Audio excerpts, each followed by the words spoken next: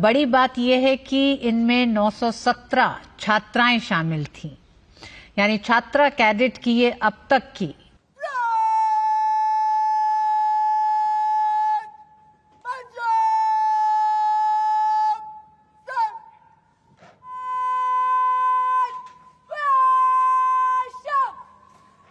सलामी शस्त्र के बाद अब भारत के माननीय प्रधानमंत्री श्री नरेंद्र मोदी जी द्वारा परेड का निरीक्षण किया जाएगा और लोकतंत्र की जननी भारत के सर्वजनप्रिय माननीय प्रधानमंत्री श्री नरेंद्र मोदी जी का ओजस्वी सानिध्य, चारों तरफ शान से लहराता हमारा राष्ट्रध्वज, हमारा तिरंगा जो आज विश्व पटल पर नए गौरव के साथ लहराता है, क्योंकि लाल किले की प्राचीर से माननीय प्रधानमंत्री जी का आह्वान हर भारतीय का प्रेरणा पुंज बन जाता है।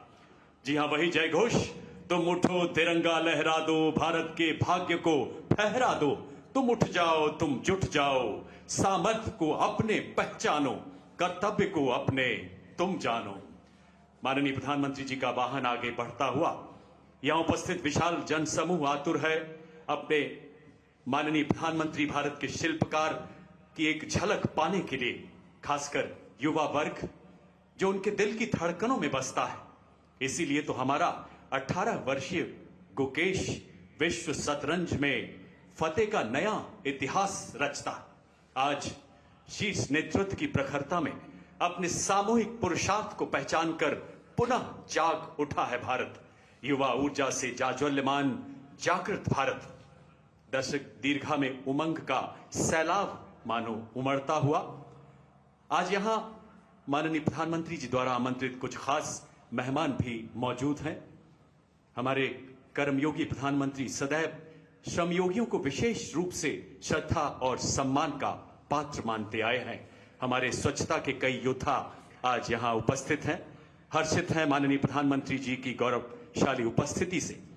इसके अलावा यहां नेहरू युवा केंद्र और एनएसएस के कई युवा तथा परीक्षा पे चर्चा के विजेता भी विशेष अतिथि के रूप में उपस्थित हैं।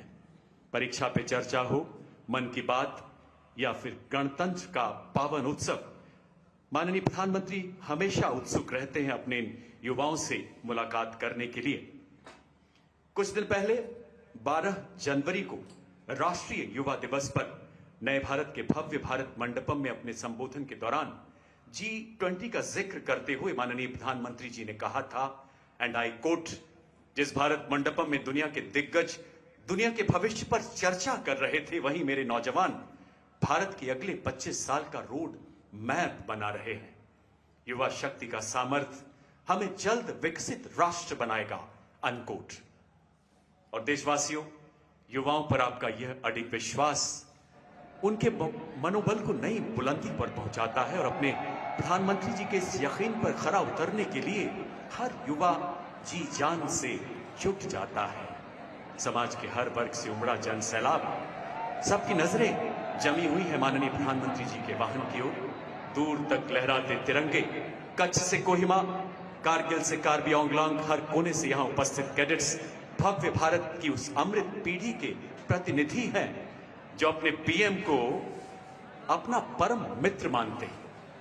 वो अमृत पीढ़ी जो खुली आंखों से सपने देखती है, उन्हें सौगंध में बदलकर हकीकत की जमीन पर उतारती है, क्योंकि सौगंध हमें उस मिट्टी की हम देश नहीं झुकने देंगे। सौगंध हमें उस मिट्टी की हम देश नहीं रुकने देंगे की प्रेरणा उनका सदैव मार्गदर्शन करती है, उनका मार्ग प्रशस्त करती है। देवियों और सज्जनों, माननीय प्रधानमंत्री महोदय वाहन पर परेड में 16 निदेशालयों की टुकड़ियों के निरीक्षण के लिए अग्रसर।